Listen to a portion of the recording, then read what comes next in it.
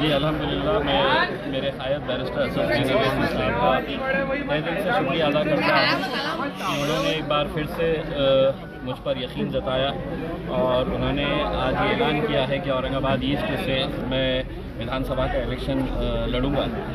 मुझे खुशी इस बात की है कि मजलिस इत्तेहादुल मुस्लिमीन महाराष्ट्र में बहुत मजबूत, सबसे ज़्यादा मजबूत अगर कहीं है तो औरंगाबाद शहर के अंदर है और ये यहाँ की आवाम ने हमेशा से ही हमारा साथ दिया है और अपनी मोहब्बतों से हमें नवाजा है। अब इस बार का इलेक्शन भी मुझे पूरा यकीन है कि हमारे जितने भी कैंडिडेट्स जो खड़े रहेंगे वो इंशाल्लाह ज़रूर कामयाब होंगे और लोग अपनी दुआओं से आएंगे। इम्तियाज़ भाई, बीजेपी से ओबीसी, कांग्रेस से मराठा उम्मीदवार हैं, आप मुस्लिम समाज से हैं, ये सारे समाज को जोड़ने का काम कैसे करेंगे? देखिए, मैं समझता हूँ कि औरंगाबाद के अंदर कम से कम हमारा जब इलेक्शन होता है तो लोग जाति और धर्म से ऊपर उठ के अच्छा कैंडिडेट कौन है, काम कौन करता है, उस हिसाब से फैसला करते हैं।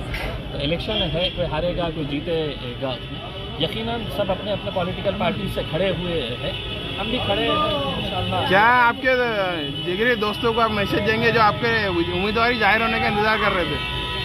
देखिए, मैंने ये कहा है कि मजलिस इत्तेहादुल मुस्लिमीन के नाम में ही एक इत्तेहाद शब्द है और यकीनन जब किसी का कैंडिडेट डिक्लेयर होता है और दावेदार उतने ही मजबूत होते हैं, फैसला किसी एक के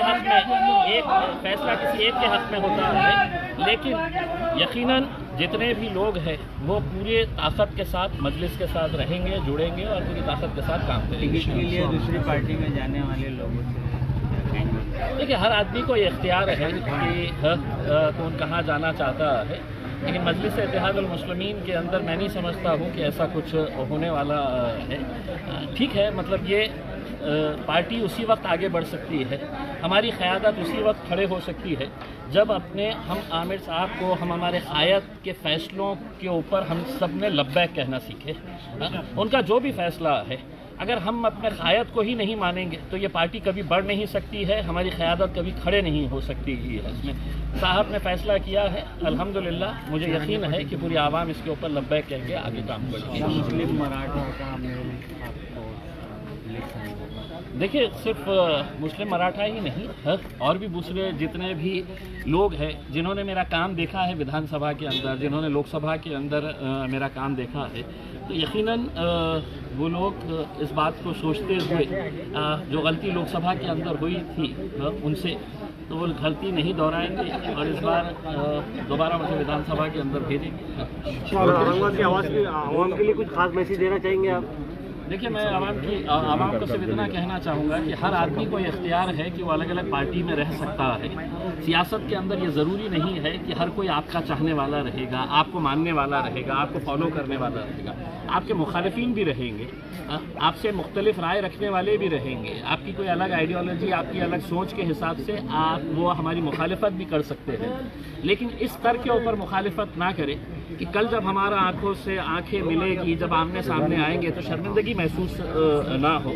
तो ये लेवल के ऊपर आप लड़िए, जहाँ पर रहना है रहिए, आप जिस जमात में है, जिस पार्टी के अंदर है, आप वहाँ पर रहिए, काम करिएगा, लेकिन लड़ाई का भी एक स्तर होना चाहिए, उसको इतने घटिया लेवल के ऊपर नहीं लेकर आइए कि आगे चलकर हमको एक दूसरे से आंखों में आंखें मिलाने के लिए शर्मिंदगी। विकास के कौन कौन से मुद्दों पर आप इलेक्शन लड़ेंगे? देखिए, औरंगाबाद के अंदर क्या है आप खुद जानते हैं, जो मुद्दे पिछले 3-4 महीनों के अंदर बदले हैं ऐसा नहीं है।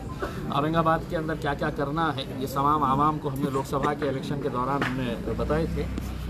इस बार भी ये है कि इस शहर के अंदर स्कोप बहुत है काम करने का। उसमें अगर जज्बा है किसी के अंदर, कोई जद्दोजहद करना चाहता है तो बहुत कुछ कर सकते हैं। सर, एक सवाल मेरा ऐसा है, अतुल साहब अभी हाल ही में कह रहे थे कि MIM में आपस में ही लड़ाई चल रही है और जिस तरीके से 2 बार मैं जीता हूँ, इस बार भी कोई भी उम्मीदवार मेरे सामने आए मैं इस बार जीतूँगा, ये उनका दावा है। अतुल साहब को ये कहना कि हम दिखाने के लिए कुछ दिखाते हैं और करना है तो करते हैं, तो आपको दिख रहा होगा कि हम लड़ रहे हैं, अंदर से हम सब जुड़े हुए हैं।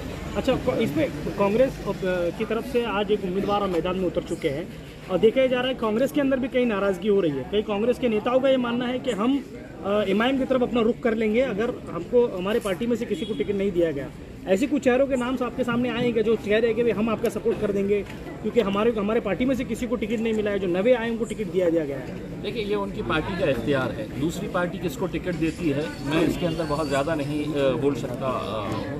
वो उनका इख्तियार है किसको देना, और जो लोग इतने सालों से उनके साथ जुड़े हैं वो एक मर्तबा संजीदगी से बैठ के इस बारे में सोचना चाहिए कि हम चाहते हैं कि हमारी क़यादत खड़ी हो, और वो अगर इस तरह की अगर हरकतें करते हैं तो जितने भी लोग अलग अलग पार्टियों से जुड़े हुए हैं, आज जब उनके ऊपर नाइंसाफ़ी हो रही है तो कहीं ना कहीं उन्हें बैठकर सोचना है, हमें सोचने की ज़रूरत है। महाराष्ट्र में कितने जगहों का?